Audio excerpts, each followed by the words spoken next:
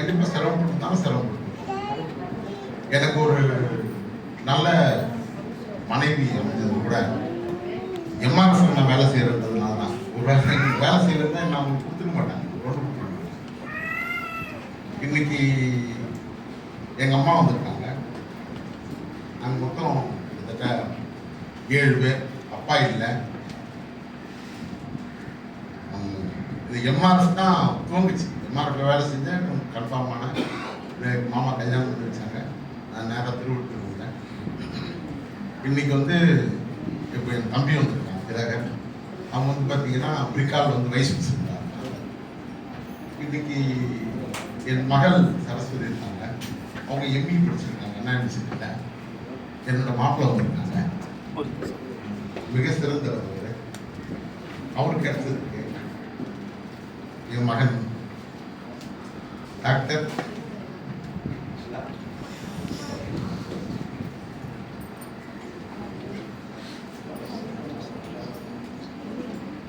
காரணம் எம்ஆர்எஃப்.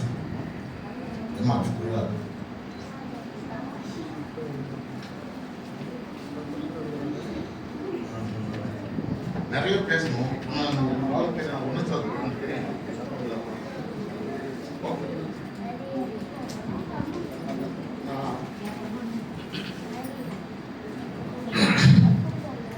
ஏன்னா இந்த நிறுவனத்தை வந்து அந்த அளவுக்கு நேசிச்சேன். இந்த நிறுவனத்தை நேசிச்சதுனால தான் நான் நிறைய செஞ்சுதான் இன்னைக்கு ஆரம்பிச்சுன்னு சொல்றேன்.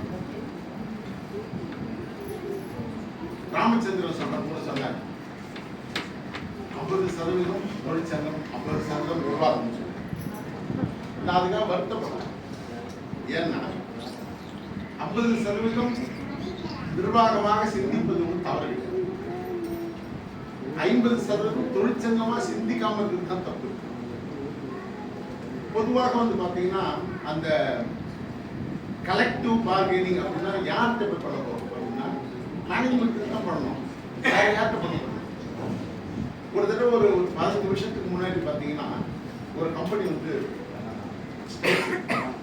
குச்சேரியில் இருந்து எங்களை அங்கே கூப்பிடுறாரு. நாங்கள் போனோம், ஒரு 200 பேர் ஓடணும் அந்த ஃபேக்ட்ரி. அந்த ஃபேக்ட்ரியில் பார்த்தீங்கன்னா செக்யூரிட்டி முதல்ல ஓடி போயிட்டாங்க. ஆர்கே கேட்குறாரு, என்னன்னா யார்கிட்ட பேசுறது இந்த ஃபேக்ட்ரியில், பேச்சுவார்த்தை யார்கிட்ட பேசுறது? 250 தொழிலாளர்கள் நடுவரில் நிற்கிறாங்க. அன்னைக்கு அந்த ஃபேக்ட்ரியில் சொன்னார், என்ன சொன்னார் கேட்டீங்கன்னா, எம்ஆர்எஃப் மேனேஜ்மெண்ட்டை பாராட்டணும்னு சொன்னார்.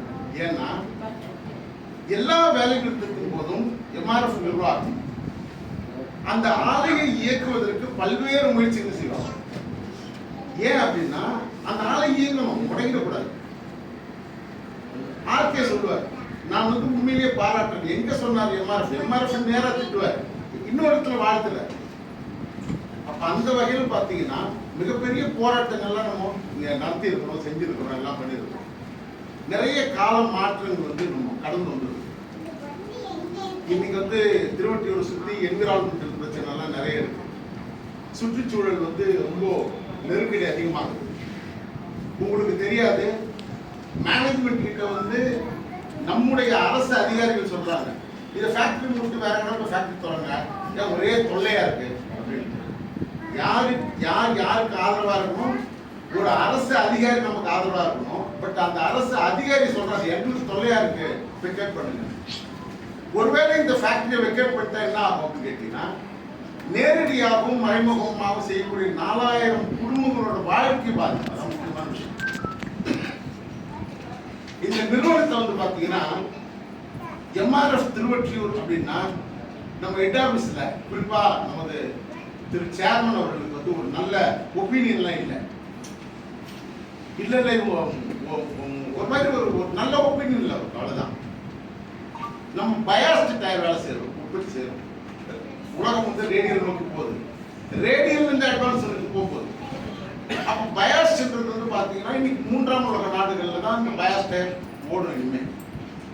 அப்போ அந்த பயாஸ் தான் நம்ம கன்வெர்ட் பண்ண முடியாது, ரேடியலா கன்வெர்ட் ஆக முடியாது உடனே. அப்போ இந்த ஃபேக்டரி வந்து இன்னும் கடைசி பயாஸ் டயர் இருக்கிற வரைக்கும் இந்த ஃபேக்டரி ஓடியாகும். தொழிலாளர்கள் பாதுகாக்கப்படணும். ஆனா அதுக்கு மிகப்பெரிய விஷயம் என்ன கேட்டீங்கன்னா, நம்ம வந்து ஹெட் ஆஃபீஸ் சேர்மன் அவர்கள்லாம் வந்து பாத்தீங்கன்னா ஒரு ஒப்பீனியன் இருக்கும் திருவள்ளூர் மேல. அந்த ஒப்பீனியனை வந்து பாத்தீங்கன்னா கடந்த வாரம் சங்கம் மாற்றி அமைச்சிருக்கு. இந்த சங்க கட்டிடத்தோட புதிய கட்டிடத்தோட திறப்பு விழாக்கு 25 லட்சம் ரூபாய் சேர்மன் நன்கொடையா கொடுக்குறாரு. எனக்கு தெரிஞ்சு இந்தியாவில் எந்த முதலாளியும் தொழிற்சங்க கட்டிடத்திற்கு பணம் கொடுத்ததாக வரலாறு இல்லை.